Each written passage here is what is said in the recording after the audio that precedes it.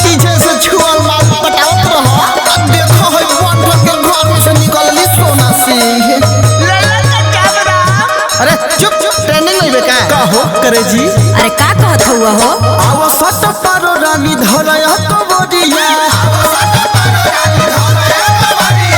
काहे को दिलु जादू जी के गोड़ परिया। अरे हम का तू करबा हम बाहुबली होई लगी न खरोचु। अच्छा कहियो तहरो पूरी मारा जैता बुझाई। हम बाहुबली होई लगी न खरोचु।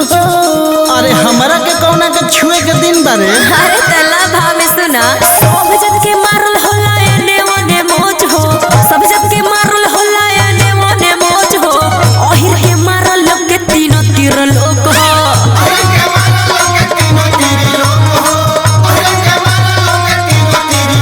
बोलू कहिया हमारे आई बारी रे तोरा चापर में बेची तरकारी रे। बात में हाल नहीं दा जोर बलिया रे गाल में सवावे चलीस जादू जी के खटलिया रे।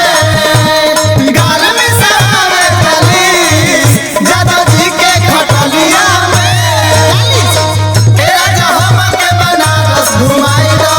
ए राजा हमके बनारस। अरे हमर चैनलवा तो बंद करइबे का आपन गवा पर। अच्छा बबुआ कतन छाती तरना लो जादू जी के आगे निहुरे के पड़ी। बाबू मोर दरोगा एसपी हम क्रिमिनल हो। 24 घंटा पास में रखिला पिस्टल हो। अरे कौनो पिस्टल उस्टल तार काम ना करी। उ देसी हथियार से लड़ेला हथियार से। भय नहीं बाटे ओकरा कोनो थाना जेल के। लठिए के हुरा से मुआई दी रेल के।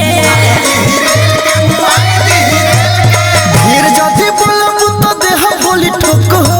फिर जदी बोलब तो देह बोली ठोक हो। अरे लागत तोर काल में रही तो बेटा। अरे सब जब के मारल होला एने ओने मोज हो।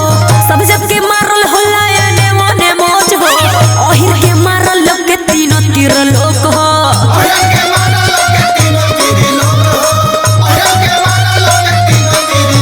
बारू टोला में लइकन के पहिला पसंद आव बोरा में ले जा झोरा भर के धन।